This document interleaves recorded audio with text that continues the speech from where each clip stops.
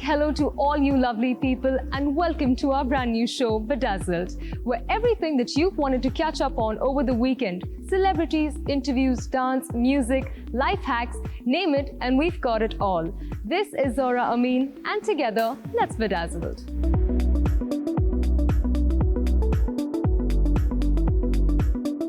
I think we should open the show with something as dazzling as our name. No guesses? Dubai is all set to host the mother of all shows.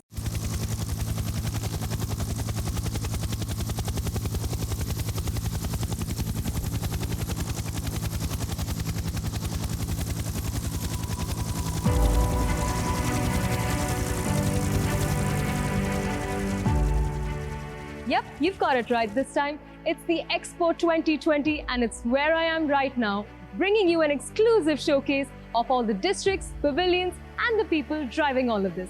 So let me fly you through the gates of the Expo 2020 and into a world within a world.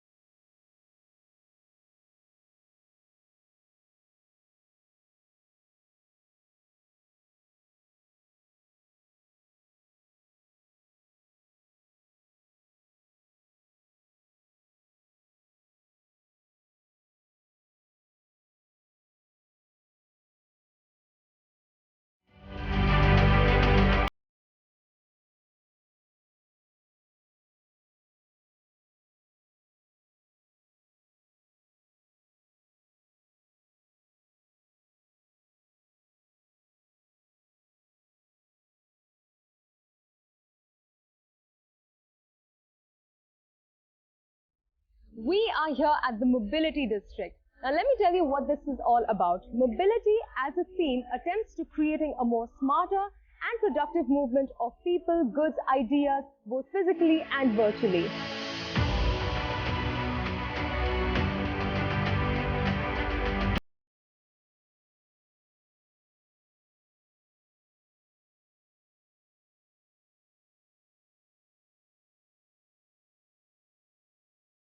Will experience a leap forward in time where they will enter a virtual world brimming with data until they enter the city of tomorrow. Also, don't be surprised if you're served by a robot or a drone waiter along the way.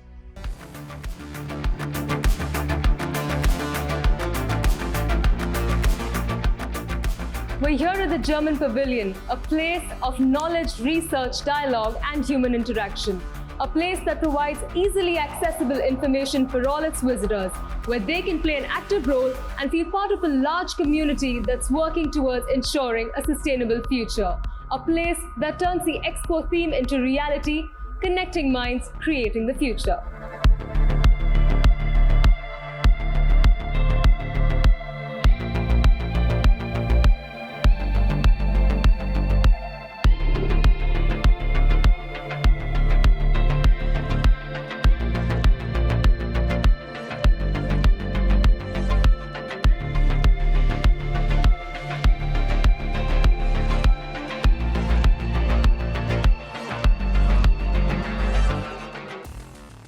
We're here at the France Pavilion, which seeks to rethink progress, create emotions and connections to unleash new ideas and reinvent our world.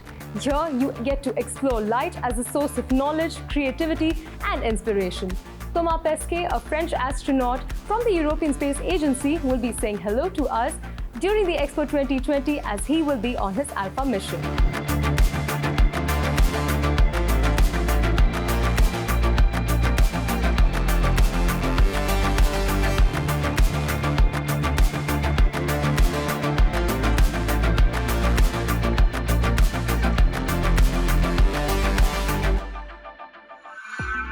In preparation of this grand event, which opens in October this year, the RTA has announced the opening of a new line connecting to the Expo, along with few more dazzling metro stations.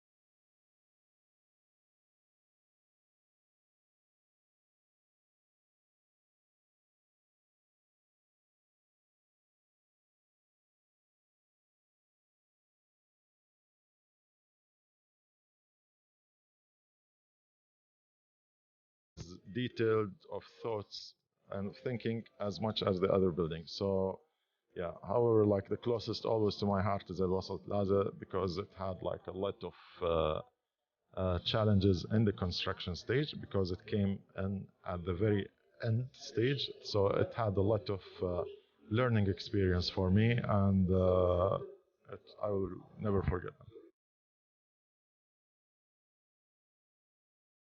We cooked up something for you. Quite literally.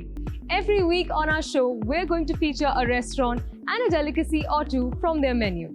This week, it's Gharana, the Indian restaurant at Holiday Inn Al Barsha.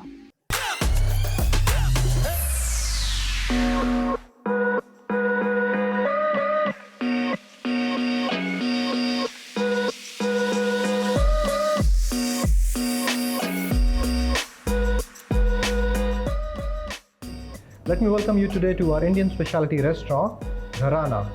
Gharana, which simply means houses of the musical elite.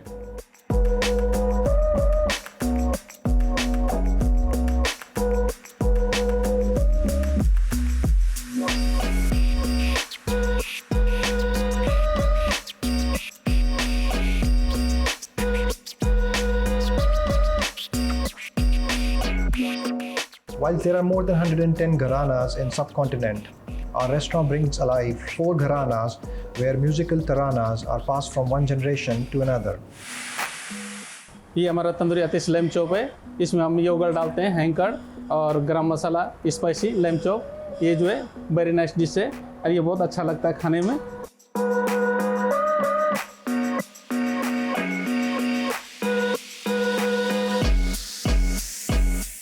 ये हमारा ये भी मुर्गा जला है, ये भी हमारा घराना का फेमस डिश है।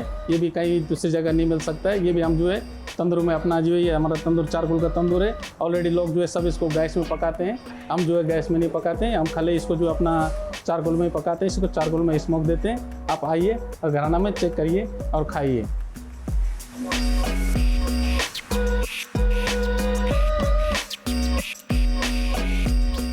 नया घराना की एक स्पेशल डिश बनाने जा रहा हूँ, वो है लखनऊ की palak paneer kofta.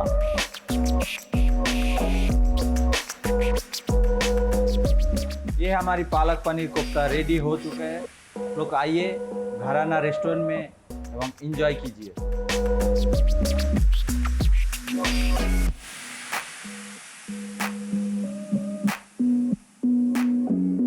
So the restaurant USP with the music becomes Hyderabadi biryani, Lucknowi galoti kebab, Jaipuri dungar lal mas and Punjabi dal.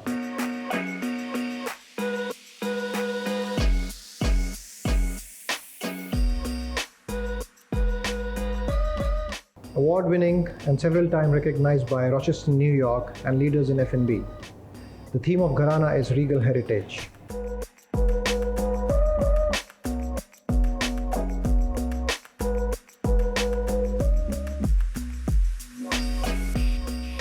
The richness in the color of the wall and the upholstery contrast with the Jaipuri oak furniture stained with a gold leaf is also set by a traditional Chandi Jhula, which is our silver swing, welcoming the guest into the ghar, which is also known as home. If you have not experienced Gharana, you have not experienced India's musical elite and India's tantalizing taste.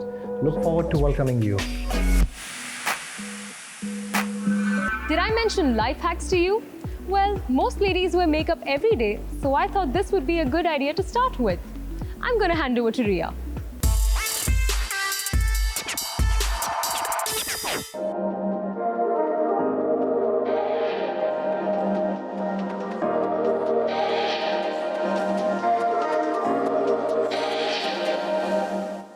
Hey, my name is Ria, and I've had the love for makeup ever since my schooling days.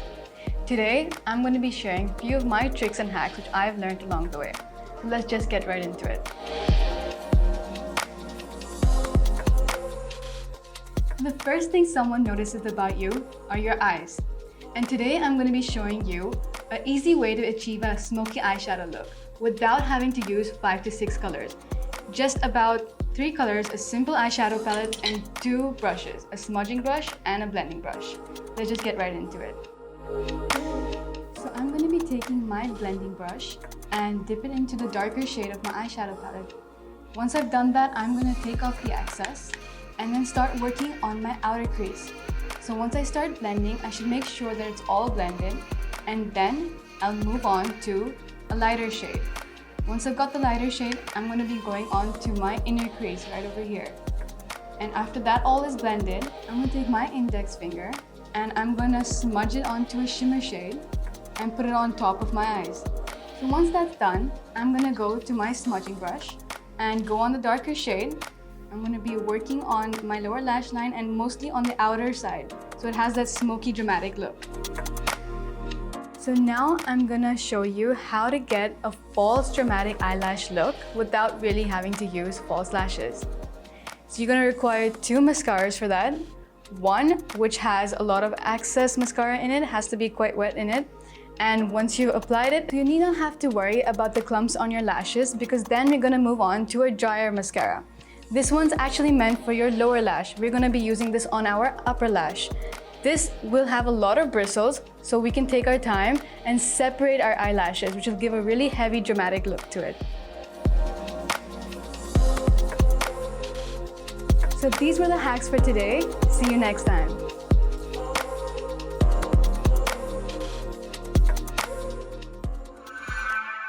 It's been a challenging time for most of us.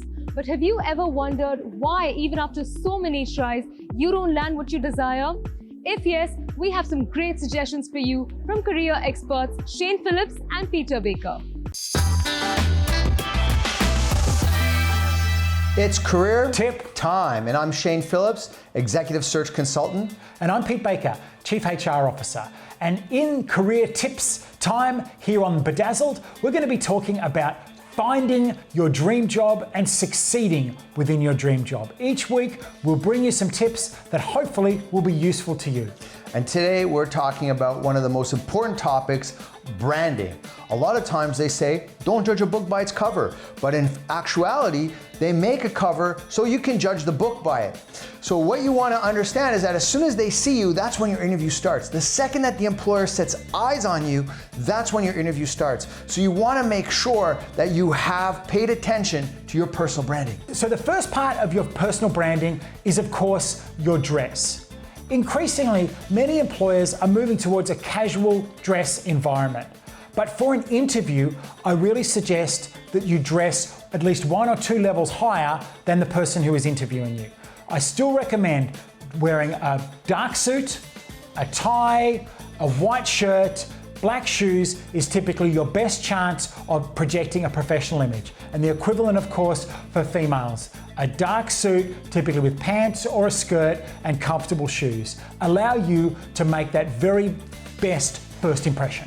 And before you go for the interview, go get a haircut, get a clean shave. If you're a lady, go get your hair done, get your nails done, be smelling great, be looking great.